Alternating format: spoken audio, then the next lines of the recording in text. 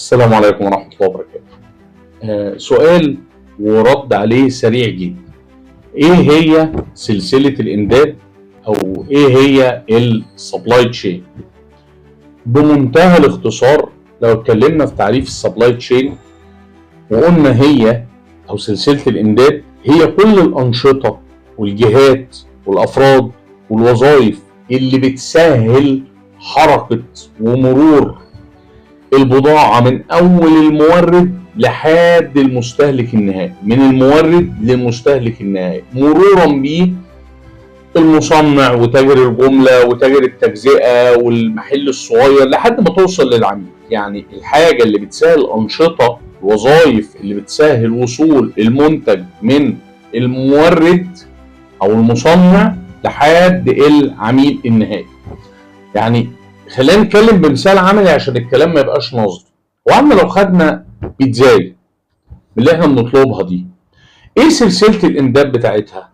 الراجل بتاع البيتزا كان عنده المكونات اللي هي الخضار والزيتون والدقيق واللبن وشويه حاجات تانية، وقعد يشتغل عليهم ويصنعهم ويدخلهم الفرن وبعدين يطلعهم ويعبيهم ويعمل لهم تعبئه وتغليف. ثم في ناس اتصلت تحتاج البيتزا فهو وصلها لهم وعمل لهم ديليفري وصلت لهم لحد البيت.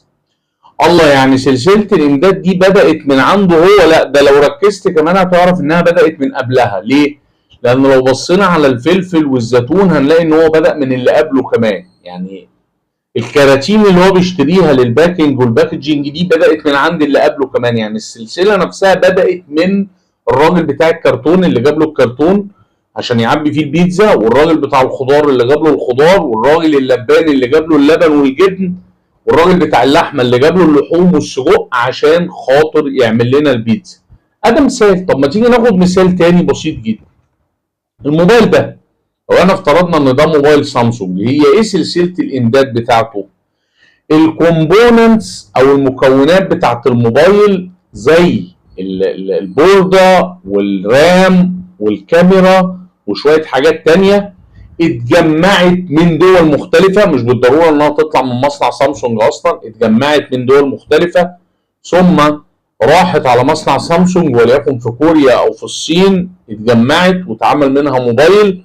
ثم الموبايل ده اتعبى واتغلف ثم اتخزن ثم اتنقل للمينا ثم بدأ يروح لبعض الدول عبر الخدمات اللوجستية زي النقل والتخزين والمناولة و ثم بدأ يوصل لنا مصر، راح عند الوكيل ثم تاجر الجملة ثم بدأ ينزل في محلات التجزئة والمحلات اللي في الشارع. ولو انت رحنا اشتريناه بس كده؟ لا، ده مش بس كده، وبعد 6 شهور 7 شهور طلع فيه مشكله رجعنا بيه لخدمه ما بعد البيع كمان. او كل ده سلسله امداد التليفون ده، كل ده السبلاي تشين بتاعت الموبايل ده. الفكره انك لازم تبقى عارف ان مش بالضروره ان انا لازم اكون السلسله بالكامل، انا ممكن اكون حلقه في النص. يعني افرض ان انا تاجر جمله، ما انا في اللي قبلي وفي اللي بعدي، ما انا ممكن اكون فقط انا تاجر التجزئه، يبقى انا سلسلتي بادئه من التاجر الجمله اللي قبلي وواصله لحد المستهلك النهائي. طب ما انا ممكن اكون المصنع بس، يبقى انا سلسلتي بادئه من اللي بجيب منه الخامات مرورا بالتصنيع عندي والتخزين والتعبئه والتغليف وان انا اخرج لمين؟ للوكيل اللي بعدي. يعني مش بالضروره ان السلسله كلها تكون متمركزه في مكان واحد، انما ممكن تكون انت جزء من السلسله. اللي عايزك تفهمه واهم نقطه تبقى عارف من اللي قلناه ان الانشطه دي لو وقع نشاط منهم او عطل السلسله بالكامل تتعطل. طب ما تيجي ناخد مثال. الموبايل كله جاهز وكله كامل عند المصنع وكل شيء موجود ما عدا سنسور بسيط اللي بيفصل الشاشه ما جهزش، الموبايل كله وقف. طب ما تيجي ناخد مثال تاني. البيتزا كلها كامله وجاهزه و24 قراط وزي الفل والكرتونه اللي هتتحط فيها مش موجوده. طب ما تيجي ناخد مثال تالت. البيتزا والكرتونه وكل حاجه ومتغلفه ومتعبيه وسخنه وجاهزه والطلب عليها جاهز والزبون مستني والدليفري اللي هيوصل مش موجود، عمليه الشحن والنقل.